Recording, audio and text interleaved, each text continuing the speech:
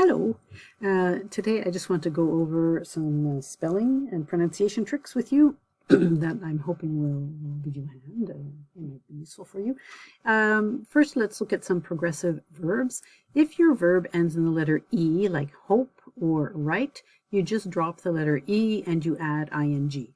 And the reason for doing this is to maintain the long vowel sound in your word. And when I talk about a long vowel sound, what I mean is the vowel, the way we pronounce it when it's in the alphabet, like hope, O, or write, I. So I want to keep that, I want to maintain that sound, so I just drop the E and add ing. If your verb ends in the letter I, this is the only example I can think of, you would just add ing, like ski, skiing.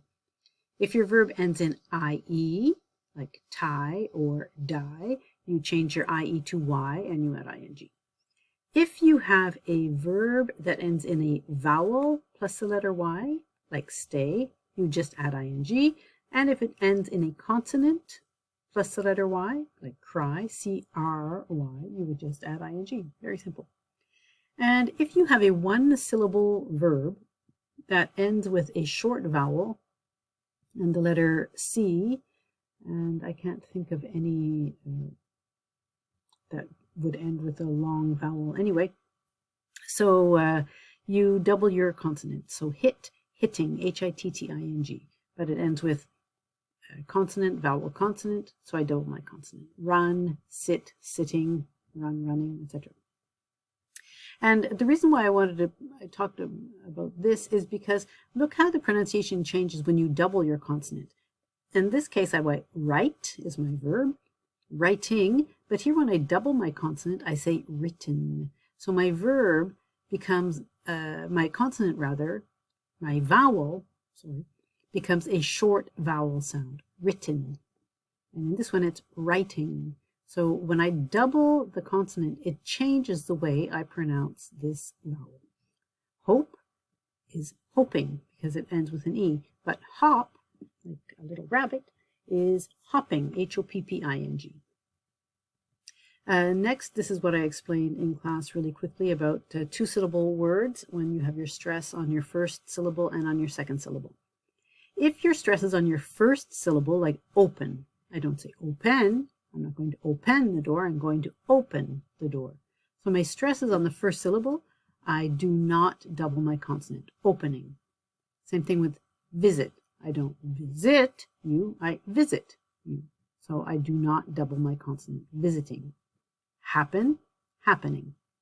But if I have a two-syllable word, and again it ends with vowel, consonant, and my stress is on the second syllable, I double that final consonant, except when my verb ends in W, like snow, X, like fix, and Y, like play. We saw the examples with the letter Y up here. So I would say begin. I don't say begin, I say begin. So when I double that one, I need to double my consonant. Beginning with two N's. Forget, forgetting. Commit, committing. So if you don't know where your stress is, you can of course look in a dictionary, but probably if you just say the word out loud, you'll be able to say it correctly. Okay, I want to go to another one really quickly. This one is quite a bit longer. I'll put it on our site, on our team page, but I just thought it might be interesting for you to look at. Okay, so words that come to English from other languages, like French or Latin, have different pronunciation patterns and aren't pronounced like they in that foreign language. So in all of these examples, you put your stress on the syllable before the ending indicated. So for example, here my ending is I-T-Y, and I need to put the stress, I've got three syllables, bill, I've got four syllables, bill, T, four syllables in this word, but I need to put the stress on the syllable just before the itty. So I'm going to say ability, density. And it's the same thing for all of these endings. Ick, academic, geographic, or ional, emotional, emotional, educational. One that I find interesting because people always make mistakes with it is graphy or ography. It should be really. Let's see here if I can change that. Ography. So I would say photography, autobiography. But I say the word photograph. Photograph. The stress is on the first syllable. Photograph. But photography, photographer. So you can have a look at all of these. The next ones in this section, the syllable stress is 2 syllables before the suffixes.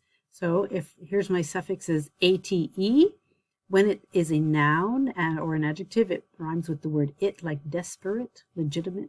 When it's ate and it's a verb, it rhymes with the number 8, like 8, appreciate.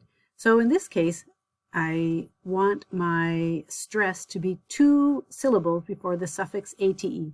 So it's a desperate, legitimate, temperate, autograph, photograph.